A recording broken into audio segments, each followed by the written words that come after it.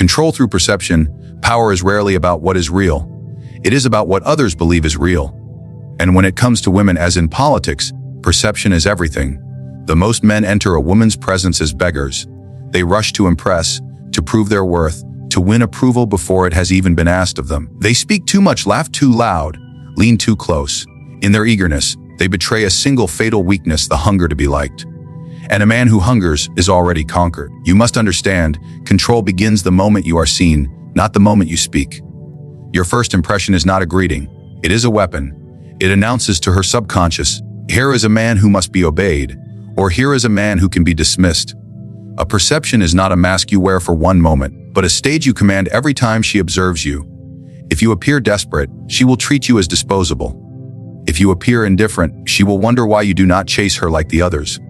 This wondering is power. It is the birth of fascination. Now, do not misunderstand me. To control perception does not mean you must be flawless. No prince is flawless, and no man who rules the hearts of women is without weakness. Weakness must never be shown in ways that reduce your stature. Instead, weaknesses should be framed as mysteries, curiosities that deepen your character. If you are silent, let it not seem like fear, let it seem like calculation. If you are absent, let it not appear as rejection, let it appear as deliberate distance. Every fault, every gap must be cloaked in the robe of intention. That is the art of controlling perception. Consider this: women, like all people, do not truly see who you are. They see only fragments: your posture, your voice, your confidence, the way you hold silence. These fragments, scattered like pieces of glass, form a mirror, and in that mirror, they construct an image of you.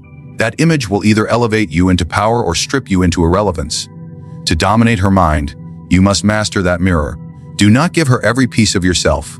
Offer only enough to build intrigue, to force her imagination to complete the picture. What she imagines will always be more powerful than what is revealed. A Machiavellian man must cultivate an aura. An aura is not charm alone. It is not simple confidence. It is the subtle command of energy around you, a presence that demands attention without ever asking for it. Women notice these things instantly. They see the man who waits calmly while others rush. They hear the voice that speaks low and deliberate while others chatter nervously. They feel the silence that weighs heavier than words. These signals are not accidents. They are crafted, like the strategies of war. Do not be too available, for availability is the death of mystery. The sun shines every day, and no one marvels at it. But a rare eclipse, a rare phenomenon, this is remembered for centuries. So too must you treat your presence. Appear when it matters, withdraw when it does not. Your scarcity will shape her perception of your value. If you are everywhere, you are ordinary. If you are rare, you are priceless. Perception also depends on contrast. If all other men are eager, you must be restrained. All others flatter her endlessly, you must observe in silence. If all others confess desire, you must hint at it but never confirm. She must see in you not another voice in the crowd, but the exception. This contrast will burn into her mind and make her question why you are different, why you do not bow like the rest. The answer is simple: because you are not the rest. And once she begins to ask this question silently, you have already entered her thoughts. Remember, women are masters of reading signals, but they are also slaves to them.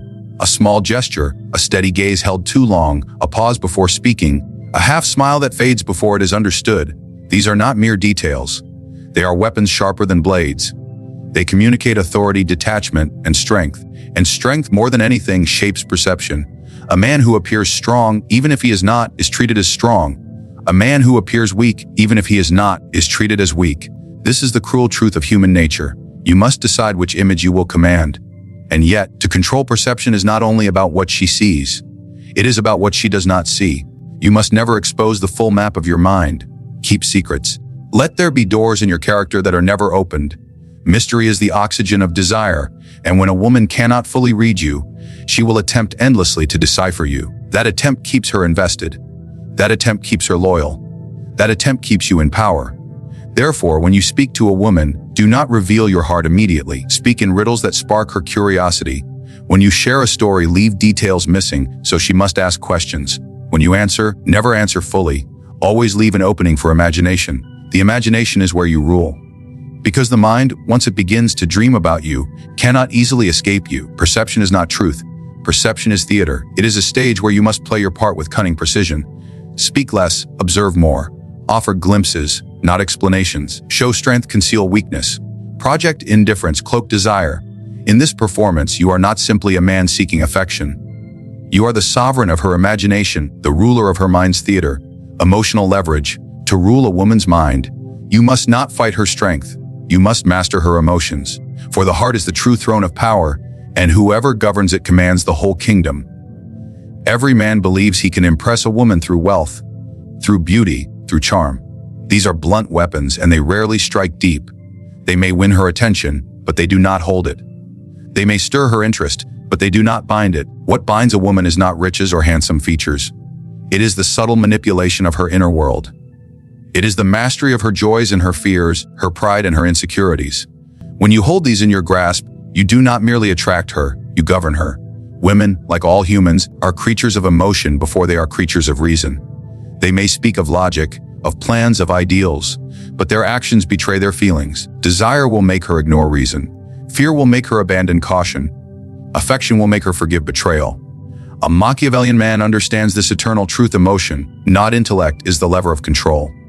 And the one who can pull that lever at will becomes the true master. The first step in emotional leverage is to observe. Do not rush to impress or seduce. Watch her carefully. Listen not to what she says, but to what she hides. Every woman reveals her vulnerabilities, though not always with words. It may be in the way she avoids a topic, the way her voice shifts when speaking of rivals, the way her eyes brighten at certain praise. These are signals, weak points in the fortress of her mind. Once you discover them, you possess the keys to influence. If she craves validation, give it rarely. If she fears abandonment, vanish at intervals. If she longs for safety, present yourself as her anchor. Each desire, each fear can be turned into a tool. The tool must be used with care. Too much pressure, and she will retreat.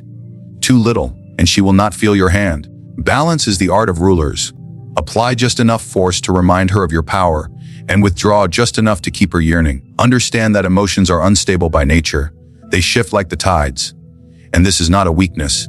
It is your greatest advantage. For the man who can control a woman's emotions today can control her actions tomorrow. When she is high, encourage her recklessness if it serves you. When she is low, step in as her savior, and she will associate her relief with you. In both states, you are the architect of her feelings, though she believes them to be her own. That illusion, that her heart is free while you hold its strings, is the perfection of power. Do not make the mistake of flooding her with praise. Too much sweetness dulls the tongue. Praise her once, let her savor it, then withdraw it. This withdrawal plants doubt, and doubt ignites craving. She will seek once more the warmth you withheld, and in this pursuit, she becomes bound to you. Every addict is a slave to the hand that provides and withholds. You must become that hand. Equally, learn to use silence as an emotional tool. Words are powerful, yes, but silence is heavier. When she expects a reaction and you give none, her mind spirals. She begins to question herself. Did she say too much? Did she fail to please you? In that spiral, you are no longer speaking, yet you dominate her thoughts. This is emotional leverage at its most refined. Control without effort, influence without command. And then there is the art of contrast. Heart does not value what is constant. It values what is scarce, what is lost and returned. Give her laughter one day, and cold distance the next. Show affection in a glance, then withdraw into silence. Let her experience both pleasure and tension, security and uncertainty. This rhythm of rise and fall ensures she never rests in comfort. For comfort breeds complacency, and complacency breeds neglect. Keep her mind in motion, and you keep her chained to you. Remember also the weapon of fear. A woman does not need to be terrified to obey, only uncertain. The possibility of losing you, the suggestion that you may vanish, is enough to awaken anxiety. And from anxiety comes obedience. Do not threaten, for threats reveal desperation. Instead, imply, speak of other pursuits, other ambitions, other options. Let her imagine her own replacement, let her conjure her own rival. Her fear will do the work for you, and her loyalty will grow not from words but from the terror of absence. At the same time, you must know when to offer relief. No prisoner endures chains forever. They must be given food, water, glimpses of mercy. So too with emotional leverage. After periods of doubt, give reassurance. After moments of withdrawal, give warmth. The mind, starved and then rewarded, grows dependent on the hand that feeds it. She will not merely want you, she will need you. And need is the truest form of power. Emotional leverage is the art of weaving contradictions, give and take, soothe and wound, appear and disappear. You are not a steady flame but a shifting storm, and she is the vessel caught within it. Yet she will not curse the storm. She will seek it again and again, for the storm gives her life meaning. Without it, the sea is flat, dull, lifeless. With it, her heart beats faster, her thoughts revolve around you, her soul ties itself to your presence. Scarcity and withdrawal, that which is abundant is taken for granted, that which is scarce is worshipped. Power, therefore, is not in constant presence but in strategic absence. A man who gives himself freely loses his value. A man who is always available, always answering, always eager, no different from the air, necessary, yes, but invisible women, like all people, are drawn not to what is easy, but to what is rare. They treasure the gem because it is scarce. They long for the forbidden fruit because it is withheld. They pursue the elusive prize because others cannot reach it. Scarcity is not simply a condition, it is a weapon. To dominate a woman's mind, you must not shower her with endless attention. That is the tactic of the weak, and the weak are forgotten. You must appear as though your time is precious, as though your presence is a privilege. Every encounter must feel earned, never guaranteed. This is the essence of scarcity. But scarcity alone is not enough. The greater weapon lies in withdrawal. To give and then take away creates a wound far deeper than never giving at all. When she tastes your presence and then you vanish, the absence gnaws at her. She replays moments in her head, questions what went wrong, seeks ways to reclaim what was lost. In that cycle of longing, you are reborn in her mind, not as a man, as an obsession. Think of it as the art of famine and feast. Feed her just enough to keep her alive, then starve her until she aches for more. Give her attention for a time, then retreat into silence. Offer intimacy, then withdraw into distance.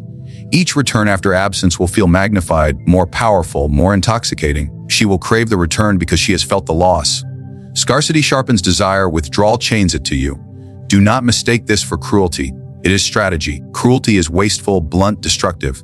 Scarcity and withdrawal are precise, surgical, designed to create value where none existed. A man who is scarce is not hated, he is pursued. A man who withdraws is not despised, he is remembered. And in memory lies control, for even in your absence you dominate her thoughts. Understand the psychology. When something is always available, the mind grows numb. It loses its shine. But when something disappears, the mind clings to it, searching for its return. This is why a lover who ignores is often more powerful than the one who worships. This is why a single unanswered message can weigh heavier than 1,000 replies. Absence is not emptiness, it is power in disguise. Women live in a world of abundance. They are pursued, complimented, offered affection daily. To stand out, you must not add to the noise. You must subtract from it. You must position yourself as the man who is not always there, the man who does not always answer, the man who is not easily won. In doing so, you become the rare element, the one she cannot predict or control. That unpredictability becomes intoxicating, for the human mind desires most what it cannot fully possess. And yet, scarcity must be crafted carefully. If you withdraw too much, you risk being forgotten. If you give too much, you risk being devalued. The balance is delicate, like the tightening and loosening of reins. Pull back just enough to create tension, then return to release it. Each cycle deepens the bond, strengthens the craving, and engraves your presence into her subconscious. Consider also the symbolic power of withdrawal. When you step back, you silently declare, "I am not dependent on you." This declaration, even unspoken, reshapes her perception. She may not admit it, but she will feel it. The sense that you are in control. You can walk away, that you are not enslaved by desire as other men are. This aura of independence magnifies your value, for women do not truly desire men who need them. They desire men who choose them. And choice, when rare, is irresistible. Withdrawal also creates contrast, and contrast breeds impact. A drop of water in the desert is a miracle. The same drop in the ocean is nothing. If you are always present, your attention is the ocean. Vast, overwhelming, unremarkable. If you withdraw, your return becomes the desert rain, rare, vital, unforgettable. She will wait for it, long for it, even suffer for it. And when it comes, it will not feel like ordinary attention. It will feel like salvation. You must also learn the timing of withdrawal. Do not retreat when she expects it. Retreat when she believes she has won you. Retreat when she feels most secure. This sudden absence destabilizes her. It forces her to question her control, to wonder what went wrong, to search for answers that only you can provide. In her confusion, she invests more of herself, more thought, more energy. And the more she invests, the deeper her attachment grows. Words as weapons, a blade cuts the flesh. Words cut the soul. A wound to the body may heal, but a wound to the mind can last a lifetime. This is why the tongue, when mastered, becomes sharper than any sword. The men squander their speech. They talk endlessly, throwing words like coins to the beggar's cup. They speak to fill silence, to impress, to please. But power is not found in abundance, it is found in precision. The man who wishes to dominate a woman's mind must treat his words not as idle chatter, but as weapons. Each one must be chosen, sharpened, and released with intention. For once spoken, words cannot be taken back. They lodge themselves in memory, shaping perception, planting seeds that grow long after the conversation has ended. When you speak to a woman, you are not simply conversing, you are constructing a reality for her. Your words decide whether she sees you as powerful or weak, as mysterious or predictable, as a man she can conquer or a man she cannot escape. The careless man allows his tongue to betray his insecurity. He flatters too much, reveals too much, or stumbles in eagerness. The Machiavellian man, however, speaks sparingly, but every phrase carries weight. He does not waste air, he invests it. The first principle of words as weapons is restraint. Speak less than others expect. In silence, your value grows, for people assign meaning to what is scarce. When she wonders what you think, when she leans closer to hear more, you have already seized control.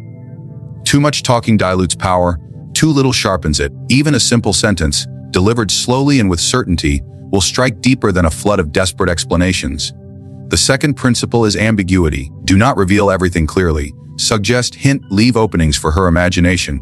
A vague compliment is more powerful than a direct one. If you say, "You are beautiful," you offer her nothing new. Every fool has said the same. But if you say, "There's something about you that unsettles me," you open a door. She must now ask, "What is it?" Her mind begins to labor for answers. Ambiguity forces her to participate in her own ensnarement. She imagines more than you reveal, and imagination is the most powerful ally of influence. The third principle is contrast. Your words must alternate between warmth and cold, between praise and challenge. Praise alone softens you into predictability. Challenge alone hardens you into cruelty. But the mixture, the unpredictable shift, creates tension. Tell her once that she fascinates you, and another time that she hides too much. Tell her she intrigues you, then say you are still unconvinced. Each contradiction unsettles her, destabilizes her, makes her hunger for your approval. Words are weapons not only in what they give, but in what they deny. Consider the art of storytelling. A story is not entertainment.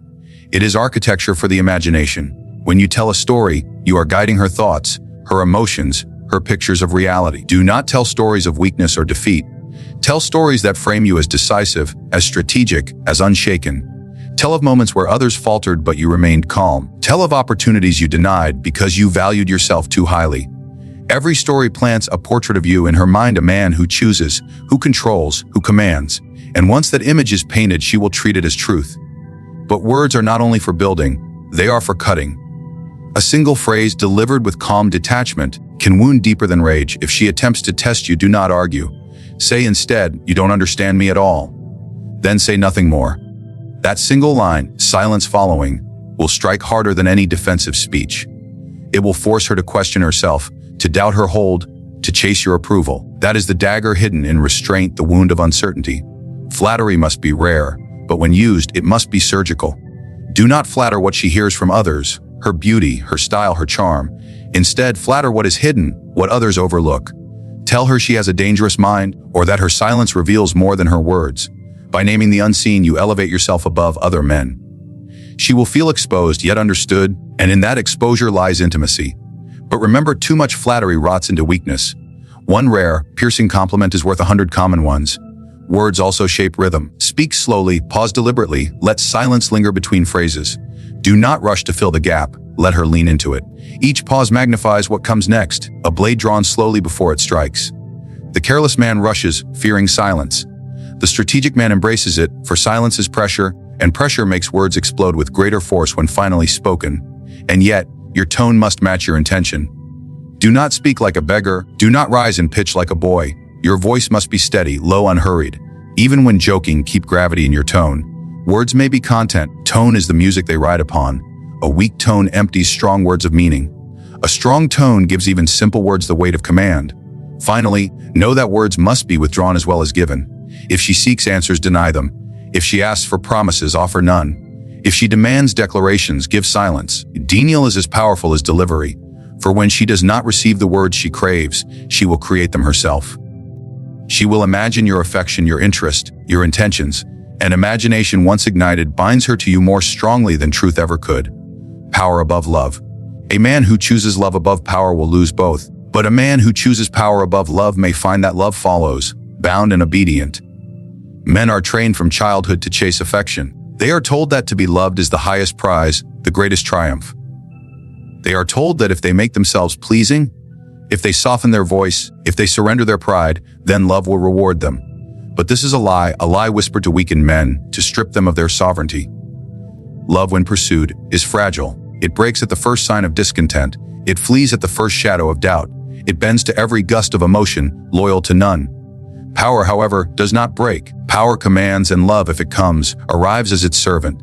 You must understand the nature of love. It is fickle, it is unstable, it is conditional. A woman may adore you today and despise you tomorrow. She may worship you in your strength, but abandon you in your weakness. She may swear loyalty in passion, yet betray you in fear. If you tie your worth to her love, you hand her the power of your rise and fall. That is the greatest error a man can make. For he who depends on love becomes the slave of those who grant it. Power must always come first. A woman does not respect the man who bends himself for her affection. She respects the man who bends the world for his own will. She may smile at the kind, the obedient, loving, but she obeys the one who cannot be controlled. Respect and fear are the foundations of lasting influence. Love alone is smoke. It drifts, it fades, suffocates those who cling to it. But power is the fire beneath the smoke, the source, the heat, the true force that cannot be ignored. Consider the man who lives only for love. He sacrifices his ambitions to keep her pleased. He silences his own desires to avoid her displeasure. He lowers his head to keep her close. And yet in his submission, he becomes ordinary, predictable, disposable. She grows bored, she grows restless, she grows cold. His love does not save him, it destroys him. For no woman truly loves a man who has abandoned his own power. Now consider the man who places power above love. He does not chase, he does not beg, he does not yield. He chooses his path first and allows her to follow if she can. He keeps his pride, his ambition, his authority untouched. And though she may resist, though she may test, though she may rage, she will return. For she cannot escape the gravity of strength. Even if she does not admit it, she desires it. A woman will forgive arrogance sooner than weakness. She will forgive distance sooner than desperation. She will forgive cruelty sooner than cowardice. This is the harsh law of nature, and it is the law every Machiavellian man must obey. Power above love does not mean hatred. It does not mean coldness. It means that affection must always be secondary to respect. Love must never come at the cost of authority. You may give affection, you may give tenderness, you may give passion, but only from a place of strength, never from a place of need. For the moment you need love, you are lost. The moment you fear losing love, you are bound. And a bound man cannot dominate. The truth is simple: women do not trust the man who loves too easily. They trust the man who restrains his love, who guards it as something rare, something earned. They do not trust the man who swears eternal devotion, for they know his devotion costs nothing. They trust the man who can walk away, the man who can withhold, the man who holds his love like a weapon rather than a gift. Such a man is irresistible, for he cannot be controlled, and in the end, it is the uncontrollable who dominate desire. Think of kingdoms. A ruler who governs with love alone is doomed. His subjects adore him in good times but betray him when hardship comes. A ruler who governs with fear and respect endures. His people may not always love him, they will follow him. They will not dare betray him. Women, too, are kingdoms. They will adore the man who entertains them. They will obey the man they cannot sway. Do not confuse fleeting affection with lasting devotion. A woman may laugh with the jester, but she follows the king. She may flirt with the weak, but she binds herself to the strong. If you are the jester, you will amuse her today and be forgotten tomorrow. If you are the king, she will resist. She will challenge, she will test, but she will return. For the crown rests not on the head of the one she loves most, but on the head of the one she cannot command. Therefore, you must train your mind, never chase love at the expense of power. If love serves you, accept it. If it threatens your strength, deny it. If it comes to you, let it come because of who you are, not because of what you surrendered. For true love, if it exists at all, grows not from weakness but from dominance. And if it does not come, you remain powerful still. A man who places power above love is never enslaved by either. He remains sovereign, and in sovereignty, he finds not only respect but also the kind of devotion that endures. Not because it is begged for, but because it is commanded.